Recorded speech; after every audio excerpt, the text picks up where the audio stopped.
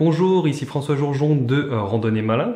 Dans cette vidéo, je vais vous révéler 8 utilisations incontournables des GPS et applications GPS pour vos sorties nature. On ira pour cela directement sur le terrain et dans mon bureau pour que je vous montre des exemples concrets. Cette vidéo est la première d'une série de 4 vidéos qui ne seront disponibles que pendant 12 jours jusqu'à dimanche prochain. Pourquoi seulement 12 jours? Eh bien parce que c'est un événement qui précède l'ouverture des inscriptions à la formation GPS Malin et que les inscriptions à la formation ne sont possibles que temporairement. Ensuite, je m'occuperai des membres de la formation. En attendant, c'est un événement que je ne compte pas organiser souvent, donc je vous conseille de ne pas le rater, surtout que le but est que vous appreniez plein de choses même si vous ne vous inscrivez pas à la formation. Dans cette vidéo, je vais partager avec vous 8 utilisations incontournables des GPS et applications GPS, 5 aujourd'hui et 3 dans la prochaine vidéo. Certaines des utilisations sont assez évidentes, mais d'autres risquent de vous surprendre. Ça vous permettra d'avoir une bonne vision d'ensemble de ce que l'on peut faire avec les GPS et applications GPS et ce que l'on ne peut pas faire. Alors, comme vous vous en doutez, je n'ai pas pu m'empêcher de glisser des conseils pratiques et des exemples concrets.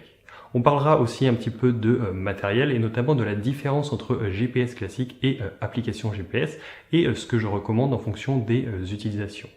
Et enfin, je vous parlerai de ma méthode pour maîtriser les outils GPS pour vos sorties nature. Alors une petite précision avant de continuer, quand je parle d'applications GPS, ce sont des applications pour smartphone et tablette que vous pouvez télécharger pour vous en servir comme d'un GPS de loisir ou un GPS de randonnée. Alors par la suite, quand je parlerai de GPS sans faire de distinction, ça vaudra aussi pour les applications GPS. Avant d'aller plus loin, je tiens à préciser que cette série de vidéos ne s'adresse pas à tout le monde. Ces vidéos sont faites pour vous si vous êtes novice, ne vous êtes jamais servi d'un GPS et voulez savoir ce que ces outils peuvent apporter à vos sorties de plein air. Ça devrait vous intéresser particulièrement si vous avez peur de vous perdre, ou vous perdez souvent, si vous restez uniquement sur les sentiers balisés ou dans des endroits que vous connaissez déjà, si vous êtes obligé d'être accompagné par d'autres personnes sachant s'orienter, ou si vous avez des difficultés pour vous orienter dans des conditions difficiles comme par manque de repères ou manque de visibilité par exemple. Ces vidéos s'adressent également à vous si vous avez déjà essayé d'utiliser les outils GPS, mais que ça vous paraît compliqué, que vous les utilisez de manière hasardeuse et sans avoir grande confiance en ce que vous faites, ou que vous avez plus ou moins abandonné. Et honnêtement, je vous comprends car ce ne sont pas les notices qui vont vous aider. Enfin, ces vidéos s'adressent à vous si vous avez déjà une bonne expérience et maîtrise des outils GPS, mais que vous voulez passer au niveau supérieur en ayant une maîtrise totale et en exploitant un maximum de leurs possibilités. Avant de passer aux 5 premières utilisations incontournables, j'aimerais faire un petit aparté sur l'histoire de la relation que j'appelle la relation amour-haine entre les GPS, la carte et la boussole. Alors, quand j'ai commencé la randonnée, il y a environ 20 ans, les GPS faits pour la randonnée ou les activités de plein air n'étaient pas du tout ce qu'ils sont aujourd'hui. D'une part, ils étaient chers, en tout cas bien trop pour mon budget d'étudiant de l'époque, et ils étaient beaucoup moins performants et pratiques qu'aujourd'hui.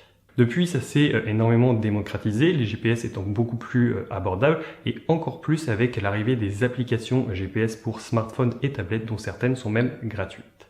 Et du coup, il n'y a plus vraiment de raison de ne pas s'intéresser aux outils GPS quand on comprend la sécurité et le confort supplémentaire qu'ils peuvent apporter.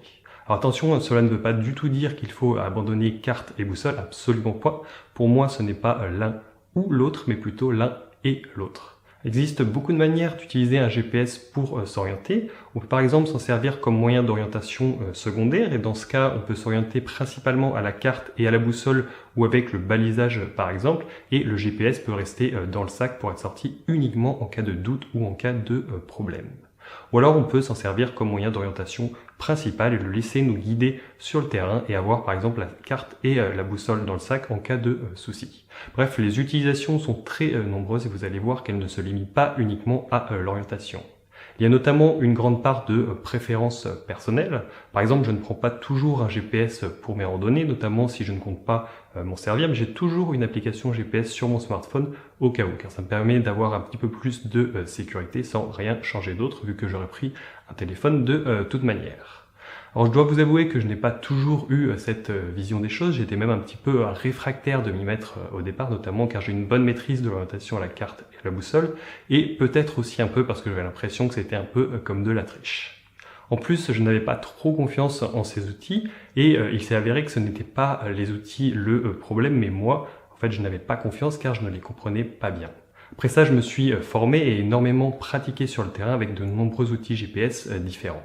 Et depuis plusieurs années, j'ai une vision très différente car je les maîtrise totalement. Je me dis que ça serait dommage de s'en passer. Mais voilà, ce n'est pas pour autant que j'ai abandonné mes cartes et ma boussole, au contraire. Il y a une chose sur laquelle j'aimerais insister, c'est que maîtriser les outils GPS n'est pas du tout aussi compliqué que ça y paraît. En fait, ce qu'il faut, c'est surtout bien comprendre et c'est ce que l'on va commencer à faire aujourd'hui. J'aimerais vraiment que les outils GPS soient accessibles à tout le monde et c'est d'ailleurs pourquoi j'ai créé la formation GPS Malin. Alors maintenant, comme promis, voici les 5 premières utilisations incontournables des outils GPS dans la nature. On va commencer par une petite comparaison entre un GPS auto et un GPS loisir d'extérieur pour clarifier quelques points. En effet, beaucoup de personnes pensent qu'un GPS de loisir fonctionne de la même manière qu'un GPS auto. On rentre une destination et le GPS nous dirige jusqu'à cette destination. Pour cela, il calcule un itinéraire en fonction de certains critères comme l'itinéraire le plus court, le plus rapide, recalcule si on s'écarte de l'itinéraire et nous guide à l'aide d'instructions virage par virage, soit avec des instructions écrites ou vocales. Un GPS loisir peut fonctionner de cette manière en suivant par exemple les routes et les chemins, mais ce n'est pas le cas de tous les GPS et cela dépend des cartes. En plus, ce n'est pas toujours la meilleure option. Hors sentier, par contre, entre deux points, un GPS ne va pas contourner une falaise ou un lac à votre place, il vous dira d'aller tout droit. Et c'est à vous de bien préparer votre itinéraire, notamment avec l'appui d'une carte. La différence est qu'en voiture, on ne souhaite aller que sur les routes. Le calcul d'itinéraire est donc assez facile car les routes sont connues de celui-ci. Et le GPS de loisir ne connaît pas le hors-sentier et n'est pas capable de calculer un itinéraire hors sentier. Il faudrait pour cela prendre en compte énormément de paramètres comme la pente, la densité de la forêt, tous les obstacles, les terrains privés, etc. Ce qui est trop complexe en tout cas pour le moment. Voici un petit exemple. Donc là, je me trouve à cet endroit-là et je veux me rendre à cette intersection et le GPS me dit d'aller tout droit. Donc ça ne lui pose aucun souci de vouloir me faire passer à travers des maisons et des terrains privés. Donc c'est pas un mauvais fonctionnement, c'est simplement comme cela qu'il fonctionne. Donc c'est pourquoi il est important de bien différencier les deux et de ne pas se dire qu'un GPS de loisir fonctionne exactement de la même manière qu'un GPS auto. Je vais maintenant faire une petite introduction pour être sûr que l'on soit bien d'accord sur certains termes. On va parler des waypoints, des routes et des traces. Donc ce sont 3 éléments que l'on utilise sans cesse avec les GPS et applications GPS. Il est donc important de bien comprendre ce qu'ils sont et à quoi ils servent. Donc waypoint, c'est un terme anglais et c'est celui qui est largement utilisé même dans les outils en français. Et on parle aussi de point de cheminement, point de passage, point personnel ou même point tout court. Alors qu'est-ce que c'est ? Un waypoint, c'est un point dont la localisation est enregistrée sous forme de coordonnées dans le GPS. Et la fonction principale d'un waypoint, c'est de sauvegarder les coordonnées d'un point sur le terrain. Mais il est aussi possible d'associer plusieurs autres paramètres à chaque waypoint. Cela dépend bien évidemment des appareils et applications que vous utilisez. Et à chaque point, on peut associer un nom, ce qui est très utile pour distinguer les différents waypoints. Alors attention, quand vous utilisez beaucoup de waypoints, il faut pouvoir les retrouver et les différencier. On peut aussi ajouter une description ou une remarque, ce qui est utile pour distinguer les waypoints ou ajouter des précisions sur un waypoint. On peut aussi ajouter une icône, donc ce qui permet de les distinguer rapidement, ce qui est assez pratique. On peut aussi ajouter la date et l'heure, c'est quelque chose qui est généralement fait automatiquement et ça permet en fait de trier les waypoints selon ce critère ou même de connaître par exemple un horaire de passage à un certain point.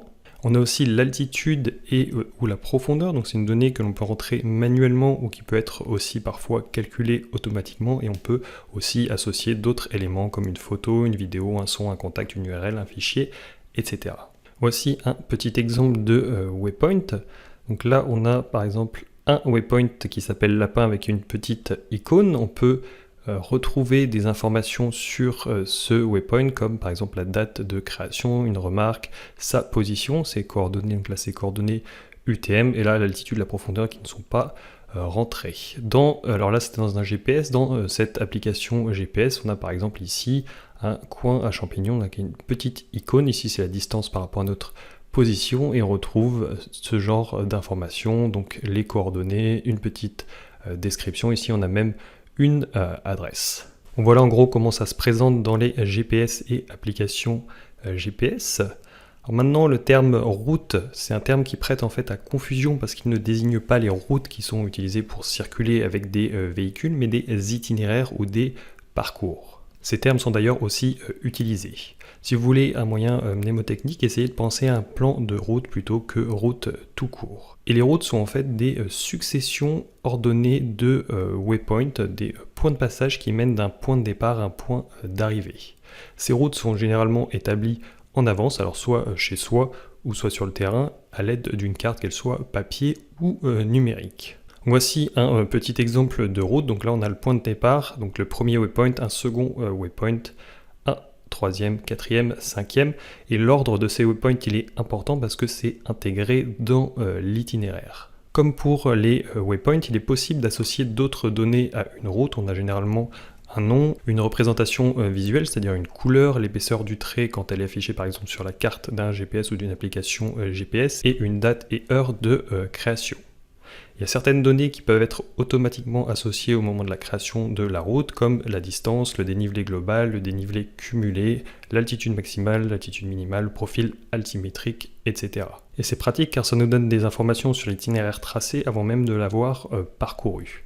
Attention par contre, parce que quand la route créée ne suit pas parfaitement l'itinéraire que l'on veut suivre, dans ce cas-là, les données ne seront pas extrêmement précises. Voici un petit exemple de route. Alors ici c'est dans une application, donc là on a toute une liste et celle que l'on va regarder c'est celle-ci. Donc on peut par exemple l'afficher sur la carte, on peut voir sa date de création, après voilà on voit qu'on peut changer la couleur et on peut avoir des statistiques, voilà la distance totale, les dénivelés cumulés et on peut même avoir un petit profil altimétrique. Passons maintenant aux traces. Alors, les traces sont parfois aussi nommées tracés, pistes, voire même parcours, track ou log. Alors qu'est-ce que c'est ? Eh bien c'est une succession de points enregistrés dans un ordre chronologique lors d'une activité sur le terrain. C'est un peu comme si en fait on était le petit poussé et que l'on semait des petits cailloux derrière nous à intervalles réguliers. Et comment cela marche ? Eh bien vous démarrez l'enregistrement et votre GPS ou application GPS enregistre automatiquement à certains intervalles l'endroit où vous vous trouvez selon certains paramètres définis jusqu'à ce que vous arrêtiez l'enregistrement. Et comme pour les routes, il est possible d'associer d'autres données à une trace. On a généralement un nom et une représentation visuelle, donc une couleur, une épaisseur de trait, etc. Certaines données peuvent être automatiquement associées au moment de la création de la trace, comme la date et l'heure, notamment la date et l'heure de chaque point enregistré, la distance, le dénivelé global, le dénivelé cumulé, l'altitude maximale et minimale, le profil altimétrique, etc. Et c'est pratique parce que ça nous donne des informations pendant la sortie et une fois que la sortie est terminée. Voici un petit exemple dans un GPS. On a ici notre trace qui s'appelle Luberon-Barton d'Opède. On a sa couleur si on veut l'afficher sur la carte ou pas. Un petit rappel de la distance, du nombre de points et de la surface. Ici on a d'autres données comme le dénivelé cumulé positif et négatif et les altitudes maximales et minimales. On peut voir le tracé directement sur la carte et là on voit aller, ça on en reparlera plus tard, mais qu'on peut suivre ensuite ce tracé directement sur le terrain et ici on peut avoir directement un petit profil altimétrique, ce qui est assez pratique. On ne va pas trop rentrer dans les détails de la différence entre les routes et les traces dans cette vidéo, mais je me dois d'ajouter quelques mots car on en aura besoin pour la suite. Avant l'arrivée des plateformes d'échange de traces GPS sur Internet, une route servait à suivre un itinéraire sur le terrain et contenait uniquement des waypoints stratégiques et elle était établie en avance. Et une trace était nécessairement enregistrée sur le terrain et contenait des points qui n'étaient pas des waypoints. Donc c'est quelque chose qui est toujours vrai, mais maintenant beaucoup de GPS et applications ont la capacité de suivre des traces sur le terrain, ce qui permet de récupérer une trace d'un itinéraire sur Internet ou qu'un ami nous a donné par exemple, et d'ensuite suivre cette trace sur le terrain grâce à son GPS. On aurait par exemple très bien pu donner la trace de l'exemple précédent à quelqu'un pour qu'il puisse la suivre sur le terrain. Sans trop rentrer dans les détails, parce que ce n'est pas le but de cette vidéo, il est maintenant possible de créer des traces que je qualifierais d'artificielles en utilisant en gros un logiciel ou une application avec cartographie et en cliquant sur la carte pour constituer un itinéraire. La trace n'est pas réelle car en fait elle n'est pas le résultat d'un enregistrement sur le terrain, mais ressemble plus à une trace qu'à une route parce qu'elle comporte beaucoup de points. Au niveau du GPS ou de l'application, ce qu'il faut vraiment retenir est que ce que vous suivez est votre itinéraire, peu importe que vous le suiviez parfaitement ou pas et que ça provienne d'une trace ou d'une route, et le tracé réel que vous avez suivi est votre trace. Si on prend l'exemple d'une carte papier, votre itinéraire c'est le chemin que vous pensez suivre sur le terrain, par exemple ce que vous auriez tracé au crayon sur la carte, et la trace c'est le chemin que vous avez réellement suivi sur le terrain. Voici un petit schéma explicatif. Donc ici vous avez l'itinéraire que vous voulez suivre sur le terrain, donc ça peut être une route, ça peut être une trace, ça peut être réel ou artificiel. Une fois que vous allez sur le terrain, votre trace, comme ceci, c'est le tracé que vous avez réellement suivi. On voit par exemple que vous n'avez pas suivi exactement l'itinéraire et même à ce niveau-là, vous êtes peut-être écarté, soit parce que vous vous êtes trompé, soit vous avez été voir une curiosité, mais ça représente exactement le tracé que vous avez fait sur le terrain. Les termes route et trace sont souvent mal utilisés, prêtent facilement à confusion, mais l'important est surtout que vous compreniez comment cela fonctionne. Si c'est encore un peu flou pour le moment, ne vous inquiétez pas, ça le sera beaucoup moins quand vous mettrez tout cela concrètement en pratique. On reprendra d'ailleurs cela bien en détail dans la formation GPS Malin et on parlera notamment des différences que cela a pour l'orientation et des hybrides entre route et trace qui sont de plus en plus courants. Passons maintenant aux 8 utilisations incontournables des GPS et applications GPS. La première est de connaître votre position. Le but va être de savoir où vous vous trouvez sur une carte, que ce soit une carte papier ou une carte numérique. Cela peut notamment être pratique pour une utilisation d'appoint d'un GPS ou au cas où, par exemple, si vous orientez à la carte et boussole principalement ou en suivant un sentier balisé, que vous avez un doute ou êtes égaré, cela vous permet de savoir où vous êtes et vous réorienter ou confirmer que vous vous trouvez bien là où vous le pensiez. Connaître votre position peut aussi être utile pour indiquer précisément à d'autres personnes où vous vous trouvez, comme les secours par exemple. C'est vraiment la fonction de base d'un GPS et c'est une fonction déjà très pratique et puissante. De plus, avec des outils récents, c'est fiable, rapide et précis. Connaître votre position peut se faire de deux manières différentes qui dépendent de si vous avez une cartographie précise sur votre GPS ou pas. Avec une cartographie précise, on va pouvoir le faire à partir de la carte numérique directement. Voici d'ailleurs un exemple. Ici, on a un petit point bleu qui indique ma position et si je zoome, je peux la voir précisément. Sans cartographie précise ou sans cartographie du tout, on va devoir utiliser les coordonnées. Et voici un exemple. Sans cartographie ou avec une cartographie peu précise comme ici, on ne peut pas vraiment déterminer précisément sa position, donc on va utiliser les coordonnées. Ici, j'utilise des coordonnées UTM et je vais les reporter sur un extrait de carte papier. On retrouve un quadrillage UTM en bleu et j'ai tracé un petit quadrillage pour être un peu plus précis. Et voilà, je peux déterminer que je suis à cet endroit-là. Je ne vais pas rentrer dans les détails sur comment faire cela dans cette vidéo, mais ça vous permet d'avoir un aperçu entre une utilisation entre cartographie et sans cartographie, ou avec une cartographie peu précise. Sans cartographie précise, c'est souvent un peu plus long et moins confortable, car le lien entre la carte et le GPS se fait en reportant des coordonnées. La seconde utilisation incontournable est d'enregistrer votre localisation. Cela permet par exemple de revenir à ce point plus tard. Par exemple, vous avez trouvé un coin à champignons, des ruines, une entrée de grotte. Vous enregistrez la localisation et vous pourrez de cette manière y retourner ou même afficher cette localisation sur une carte.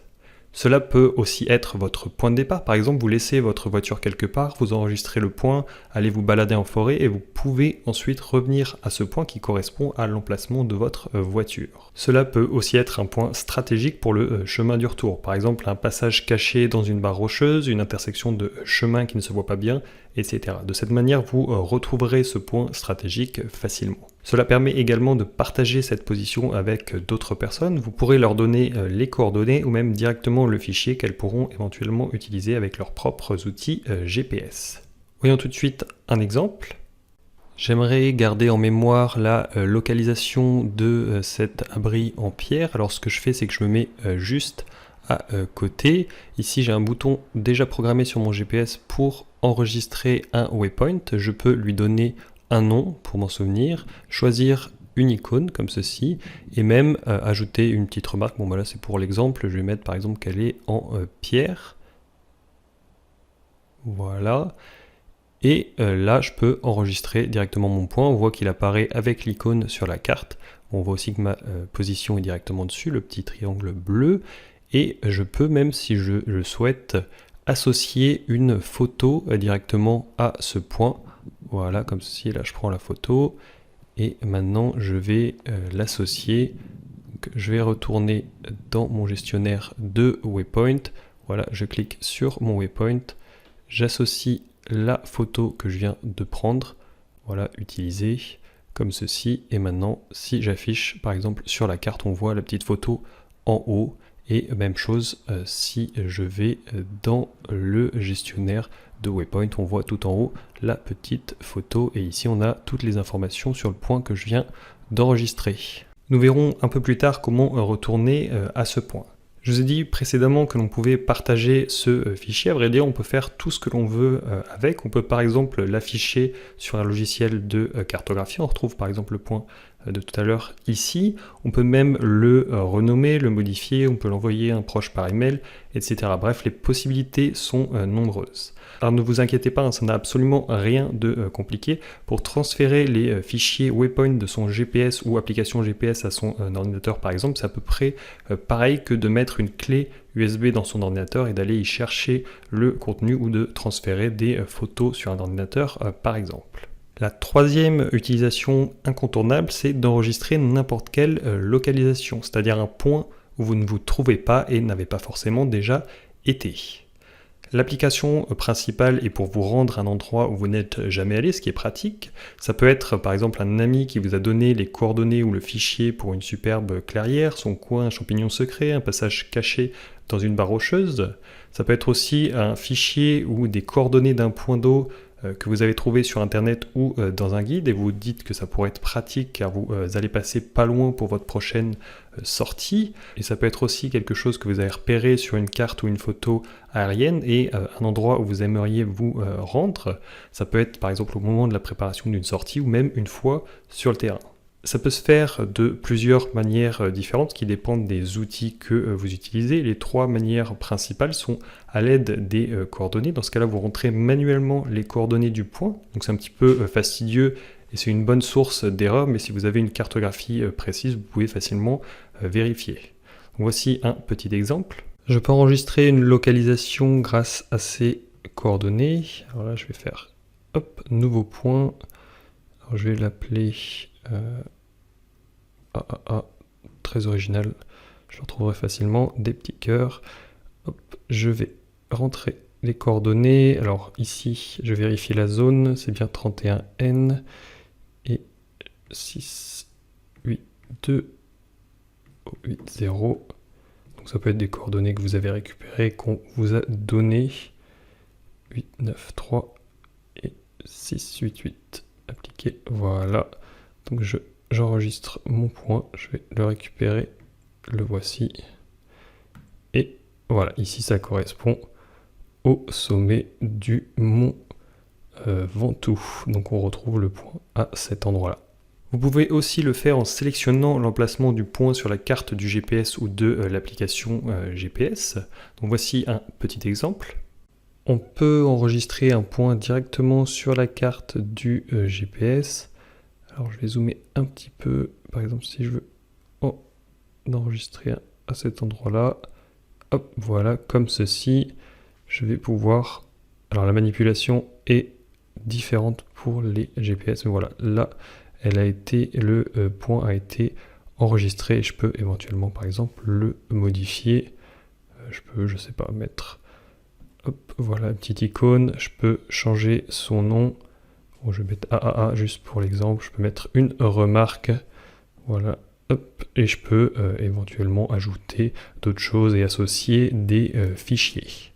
Et on peut enfin le faire en important un fichier waypoint directement dans le GPS ou l'application GPS. Comme on l'a déjà vu, c'est un fichier qui contient des coordonnées, un nom, éventuellement une description, une icône, etc. Il y a plein de manières de faire cela en fonction des outils. C'est vraiment pas le plus passionnant et le but de cette vidéo. Mais en gros, une fois que le fichier est importé, vous pouvez directement l'afficher et l'utiliser dans le GPS ou l'application. Il faut savoir qu'on peut aussi utiliser des logiciels pour faire tout ça. Ça permet en fait d'utiliser un ordinateur, ce qui est plus pratique et rapide et permet d'avoir une meilleure vision d'ensemble grâce à un écran plus grand.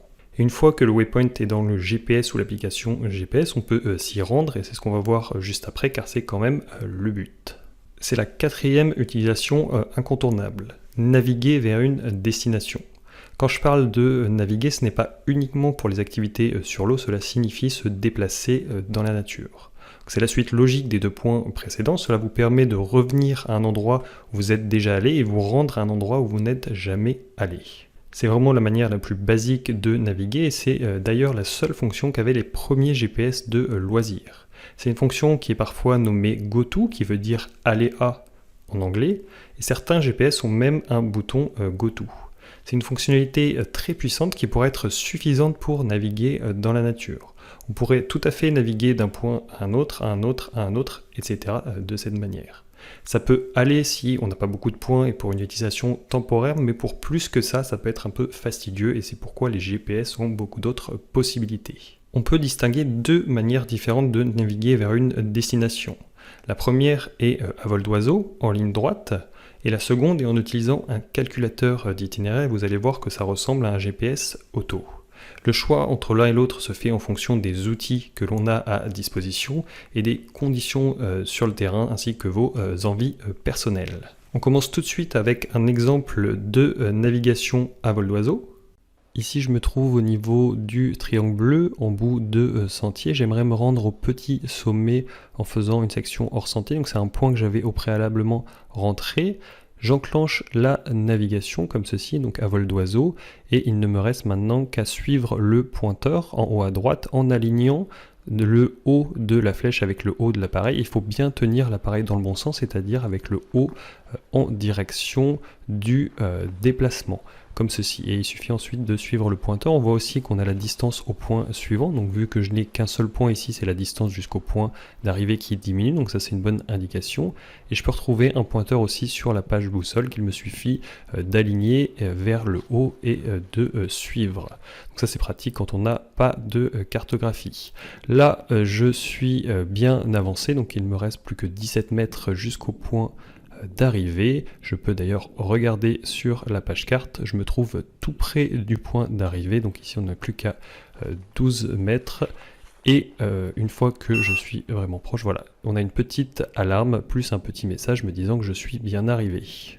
Quelque chose de très pratique et que l'on n'a pas besoin de suivre le pointeur strictement en ligne droite, vous pouvez vous écarter par exemple pour contourner un obstacle et le pointeur va s'adapter. Voici un petit schéma explicatif.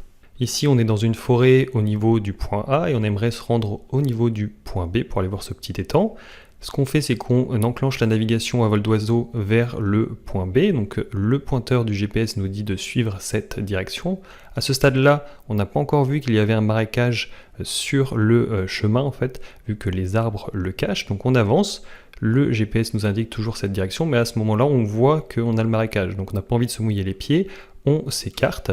Voilà, on décide de le contourner par la gauche et maintenant le GPS nous indique cette direction et non pas toujours la même direction que tout à l'heure, auquel cas ça nous enverrait vers cet endroit-là et on continue à le contourner et le GPS nous indique toujours le point B, en fait ce qui est vraiment très pratique pour atteindre sa destination. En général, on utilise la navigation vers une destination en ligne droite sur de courtes distances ou sur des terrains assez ouverts comme en forêt, sur un plateau, etc. Vous pouvez aussi le faire, par exemple, si vous êtes sur un sentier et souhaitez vous écarter hors sentier pour trouver quelque chose, un point d'eau, une grotte, etc. Et ce qui est intéressant, c'est que l'on n'a pas nécessairement besoin de cartographie précise ou même de cartographie tout court sur son GPS pour faire ça, même si c'est toujours plus confortable avec. Voyons maintenant comment naviguer vers une destination à l'aide d'un calculateur d'itinéraire. Mais premièrement, qu'est-ce qu'un calculateur d'itinéraire? Eh bien, c'est un outil dans le GPS ou l'application qui calcule automatiquement le meilleur itinéraire en fonction de certains critères comme le moyen de locomotion, par exemple à pied, à vélo, à VTT, moto, voiture, etc. Et certaines préférences comme la distance la plus courte, le temps le plus court, le moins de dénivelé. Il est même parfois possible d'ajouter des règles comme ne pas passer par les autoroutes, etc. Premièrement, il faut savoir que ce n'est pas quelque chose de disponible avec tous les GPS et toutes les applications. Il faut que le GPS ou l'application ait cette capacité et que la carte le permette également. Je ne vais pas rentrer dans le détail dans cette vidéo, mais il faut que la carte soit routable. C'est un type de carte qui contient, entre autres, des informations sur les sentiers, les routes, etc. et les intersections pour pouvoir faire le calcul du meilleur itinéraire. Quand je dis cela, c'est qu'elle contient ces informations pas uniquement sous forme d'images, mais de données associées. Deuxièmement, il faut savoir aussi que ce n'est pas quelque chose d'indispensable, surtout pour s'orienter et naviguer dans la nature, mais ça peut éventuellement être pratique dans certaines situations. Le but est surtout d'avoir un guidage le long de l'itinéraire, un peu comme avec un GPS auto. On peut avoir un guidage visuel sur une carte avec des flèches nous indiquant les intersections et la distance jusqu'à l'intersection, et même un guidage vocal ou sonore, soit avec des bips ou une voix. On va maintenant voir un exemple concret. Ici, je me trouve au niveau de la flèche rouge et j'aimerais me rendre au point nommé curiosité que j'avais au préalablement rentré, et j'aimerais le faire en utilisant uniquement les sentiers, en utilisant l'itinéraire le plus court. Donc j'enclenche la navigation avec un calculateur d'itinéraire en mode piéton pour me donner l'itinéraire le plus court. On voit l'itinéraire calculé directement sur la carte et il me suffit ensuite de suivre les indications comme avec un GPS auto, à savoir que ici on a des indications avec une flèche et la distance jusqu'à la prochaine intersection, mais on peut aussi avoir des indications vocales qu'on peut activer ou désactiver. Donc ici il me faut tourner à gauche, voilà, dans cette mètre, donc je tourne sur la route à gauche comme indiqué, et une fois que c'est fait, le GPS va changer d'indication, voilà, et m'indique maintenant le prochain tournant à gauche dans 160 mètres. Là, j'ai avancé, je me trouve maintenant 69 mètres. Tournez à gauche, puis restez à droite. Voilà pour les indications données par le GPS, donc je continue et je vais bientôt tourner sur le sentier à gauche. Je suis plus qu'à 6 mètres de ce sentier, voilà, je tourne dessus et maintenant le GPS m'indique le prochain tournant dans 230 mètres. Donc là j'ai bien avancé, je suis dans un autre tournant et voilà le genre d'indication comme ceci que le GPS peut me donner. Donc là de tourner à droite, je regarde devant moi et je peux voir clairement le chemin qui part sur la droite. Donc je continue et je vais prendre ce tournant et on va regarder ce que me dit le GPS. Donc le tournant est dans 28 mètres, donc c'est clairement indiqué. On peut se servir soit de l'indication, même la flèche directement sur la carte. On a plein d'indications possibles et éventuellement aussi les indications vocales comme là car elles étaient activées. Je tourne à droite comme indiqué et voilà, maintenant que c'est fait, le GPS m'indique mon point d'arrivée dans 800 mètres et là on n'a plus aucune indication à part ça parce qu'il suffit de continuer sur le sentier tout droit et il n'y a pas d'intersection. On utilise ce mode de navigation uniquement quand on suit des routes et sentiers et en général plutôt quand il y a beaucoup de changements de direction et pour des activités rapides où un guidage est pratique. C'est aussi préférable sur des itinéraires assez directs. Car si vous voulez vraiment personnaliser un itinéraire, ce n'est pas idéal où il faudra le forcer à passer où vous voulez en ajoutant des étapes. Nous verrons également par la suite d'autres moyens de suivre un itinéraire personnalisé et avoir un guidage. La cinquième utilisation incontournable est de créer un itinéraire. On va commencer par un petit exemple pour voir l'intérêt dans certaines situations de créer un itinéraire par rapport à naviguer vers un point comme on vient de le voir. J'utilise ici le mot générique itinéraire sans distinguer route et trace, c'est juste le cheminement que l'on veut suivre sur le terrain. Ici, on aimerait se promener en partant de cette chapelle ruinée, en allant à cette ancienne chapelle et en passant par cet itinéraire en jaune. On a vraiment envie de suivre cet itinéraire sur le terrain. Donc je pourrais rentrer ce point d'arrivée, cette destination dans mon GPS ou mon application GPS est navigué à vol d'oiseau, mais le GPS m'indiquerait de suivre cette direction, ce qui honnêtement nous aiderait pas tellement pour suivre l'itinéraire en jaune. Ça pourrait éventuellement nous aider pour suivre le sentier ici, mais nous on a vraiment envie de suivre l'itinéraire en jaune.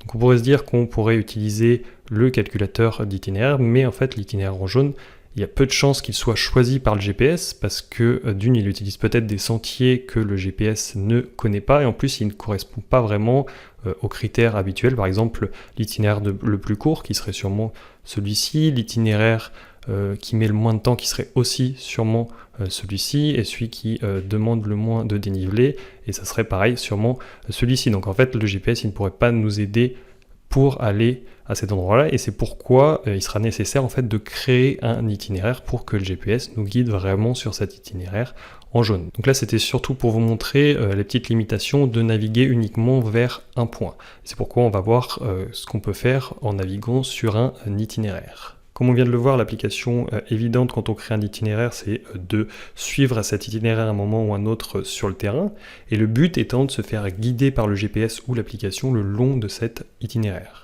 Il existe plusieurs types de guidage différents en fonction de votre utilisation et vos envies, et on en reparlera juste après dans l'utilisation incontournable numéro 6. Il faut savoir qu'on peut créer un itinéraire chez soi avant de partir ou même directement sur le terrain. Et cela peut être l'itinéraire de notre sortie, celui que l'on veut suivre, mais ça peut être aussi une route de secours ou un plan B au cas où on ne puisse pas suivre le plan A, par exemple en cas de mauvais temps ou de trop grande difficulté par exemple, et ça peut se faire sur les routes, sur les sentiers, hors sentier, on peut vraiment faire ce que l'on veut. En plus, il y a beaucoup de manières de faire cela. On peut le faire directement sur le GPS ou l'application, quelque chose de pratique sur le terrain. Bon, c'est généralement quelque chose qu'on fait plutôt sur des petits itinéraires ou lors d'imprévus, et on peut autrement utiliser un logiciel, ce qui est pratique quand on est chez soi sur un ordinateur par exemple, pour avoir une meilleure vision d'ensemble et ça permet de faire des itinéraires bien détaillés, donc ça c'est beaucoup plus pratique quand on prépare vraiment une sortie entière. Ce qui est bien est que vous pouvez choisir entre une préparation rapide et efficace et une préparation minutieuse et très détaillée, en fonction des contraintes de votre sortie et aussi de vos préférences personnelles. Nous allons voir quelques exemples de création d'itinéraire, le but n'étant pas de vous montrer sur quel bouton appuyer et quelle manipulation faire, mais de vous donner une idée de ce à quoi ressemble le procédé. Voici un premier exemple. Voyons un exemple de création d'itinéraire. Là, je crée un nouvel itinéraire, ça me demande de sélectionner le premier point.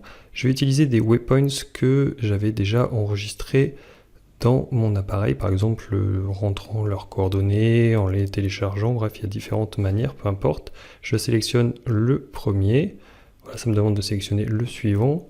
Je vais faire la même chose, je vais sélectionner le suivant. Ça, c'est une méthode qui est pratique quand on n'a pas de cartographie précise ou pas de cartographie du tout. Alors, autrement, on peut faire autre chose, c'est qu'on peut par exemple utiliser la carte et par exemple, hop, comme ceci, je vais sélectionner A3 comme étant le troisième point. Donc ça, je vais vous montrer, ça marche très bien sans carte. Si je n'ai pas de carte du tout ici, je peux très bien aller sélectionner A4 par exemple. Voilà, donc ça c'est assez pratique. Par contre, si j'avais une carte précise notamment, je vais remettre celle que j'avais, hop, comme ceci. Voilà, et ben, je peux aller sélectionner par exemple un point et l'utiliser, donc ça c'est assez pratique. Une fois que j'ai tous mes points, on voit la liste des points, donc après je peux les inverser, bref je peux les modifier, etc. Je vais retrouver la route dans ma liste ici. Voilà, je peux par exemple modifier son nom. Alors, je vais l'appeler par exemple AAA. Je vous conseille de mettre un vrai nom, là c'est juste pour l'exemple. Et ensuite vous pouvez par exemple afficher son profil d'altitude ou même l'afficher sur la carte directement. On passe maintenant à un deuxième exemple. Voici un petit exemple de création d'itinéraire. Hop, comme ceci. Voilà. Alors je vais commencer avec un point à cet endroit-là. Alors ici j'utilise un calculateur d'itinéraire, donc vous allez voir que, hop, voilà, ça prend automatiquement la forme du sentier que je suis. Voilà, comme ceci. Ça peut être assez pratique en fonction des utilisations. Si je vais directement, par exemple, ici, hop, ça va utiliser. Voilà, ça me fait suivre l'itinéraire de cette manière-là. Après, par contre, si je veux faire une section hors sentier, je peux tout à fait tracer à la main. Et voilà, par exemple, aller faire une petite section hors sentier ici. Donc voilà, ça pose aucun problème.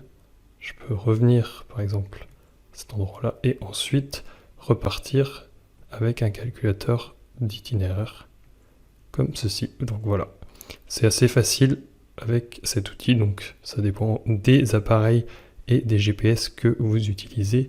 Et ensuite, je peux par exemple enregistrer mon itinéraire, voilà, avec différents paramètres et l'enregistrer de cette manière. Et voilà, il est affiché directement sur la carte. Vous allez voir que le principe est assez similaire avec des logiciels, même si c'est souvent plus pratique et plus facile. Voici quelques exemples de création d'itinéraires. Le but ici, c'est pas de vous montrer comment utiliser ce logiciel en particulier, mais vous montrer en fait ce qui est disponible dans pas mal de logiciels, voilà les possibilités que ça offre. Je vais créer ici un nouvel itinéraire, donc là ça va être une route, et comme sur beaucoup de logiciels, il suffit de cliquer sur la carte pour ajouter des points et créer l'itinéraire. Vous voyez qu'on peut même aller hors sentier, donc c'est assez pratique. Une autre chose qui est pratique, c'est qu'on peut déplacer des points, voilà. Par exemple, on peut en ajouter, on peut en supprimer, on peut vraiment modifier l'itinéraire comme on le souhaite. C'est pratique notamment, par exemple, si on télécharge un itinéraire ou qu'un ami nous en donne un, on peut ensuite le modifier comme on le souhaite pour faire la sortie que on veut. Alors sinon, là c'était une route, on peut aussi créer des traces, donc qui contiennent souvent plus de points. Donc de la même manière, hein, là je trace librement. Vous voyez que ça ajoute pas mal de points, mais sinon je peux cliquer aussi pour suivre bien le sentier dans ce cas-là. Voilà, c'est une autre manière de créer un itinéraire. Et sinon, il y a une troisième possibilité, donc ça dépend toujours un petit peu des outils, c'est d'utiliser un calculateur d'itinéraire. Donc le but, c'est que ça vous permet de moins vous embêter pour le tracé. Bon, par contre, ça ne suit que les routes et les sentiers. Voilà, par exemple, ici, si je clique ici, on voit que ça suit bien le sentier, donc c'est assez pratique. Et par exemple, si je continue ici, voilà, on voit que ça suit bien sans que j'ai besoin d'ajouter trop de points. Et une fois que en fait, les itinéraires ont été créés, normalement dans le logiciel, c'est assez facile, il suffit de faire un copier-coller ou de le prendre et de le mettre directement dans le GPS et ça permet de le transférer directement au GPS et de pouvoir l'utiliser avec son GPS. Vous avez pu voir que j'ai à la fois créé des routes et des traces. Alors chaque mode a ses avantages et inconvénients et on ne va pas en discuter ici hein, car il y a pas mal de choses à dire et ça demanderait une vidéo entièrement dédiée à cela. Ce qu'on fera d'ailleurs dans GPS Malin. On verra même comment bénéficier du meilleur des deux mondes. Il faut par contre noter qu'en fonction des outils, on ne peut pas nécessairement être guidé sur les deux types. C'est par exemple le cas de beaucoup d'applications GPS qui ne permettent que d'utiliser des traces et non pas des routes. Donc voilà, on a vu comment créer un itinéraire et maintenant, une fois que l'itinéraire est créé, le but c'est de pouvoir le suivre sur le terrain et c'est ce que nous allons voir. C'est la 6e utilisation incontournable et celle qui intéresse probablement le plus les utilisateurs de GPS et applications GPS, mais aussi celle qui est probablement la moins bien maîtrisée. Voilà pour les 5 premières utilisations incontournables. Nous verrons les 3 dernières qui sont un petit peu plus avancées dans la prochaine vidéo, car cette première vidéo est déjà assez longue. Alors, si vous êtes débutant, ça a sûrement dû faire pas mal d'informations d'un coup et c'est tout à fait normal, hein, ne vous inquiétez pas, on reprendra vraiment tout depuis zéro dans la formation GPS Malin. Alors, si au contraire vous avez déjà une bonne expérience, ça vous a peut-être paru assez basique, mais ne vous inquiétez pas non plus, on ira bien plus loin que ça dans la formation GPS Malin. Alors le but de cette vidéo et de la prochaine est vraiment que vous compreniez comment les outils GPS fonctionnent et la logique qu'il y a derrière. Car une fois que vous aurez compris cela, en fait, vous pourrez utiliser facilement n'importe quel GPS ou application GPS. C'est d'ailleurs pour cela que je n'ai pas détaillé sur quel bouton appuyer ou quelle manipulation faire pour le moment. En effet, ça n'aurait par exemple pas de sens de vous dire que la fonction GoTo s'enclenche de telle manière si vous ne savez pas à quoi sert cette fonction. Et malheureusement, les notices, quand elles ne sont pas indéchiffrables, ne font que vous indiquer où se trouvent les fonctions sans vous expliquer à quoi elles servent, comment s'en servir et dans quelle situation s'en servir. Et c'est à cause de ça que beaucoup de personnes ne maîtrisent pas leurs outils GPS et trouvent cela compliqué. Alors comme j'aimerais que ça soit accessible à tout le monde, j'ai travaillé environ 3 ans pour mettre sur pied la formation GPS Malin avec laquelle j'ai déjà formé plus de 1000 personnes. Avant de finir, j'aimerais faire un petit aparté. Je sais que certains d'entre vous se posent des questions sur le matériel, quel GPS, quelle application, quel logiciel ou même quelle carte utiliser. À vrai dire, ce n'est pas du tout le plus important car la plupart des outils récents sont très performants et on peut faire beaucoup de choses avec.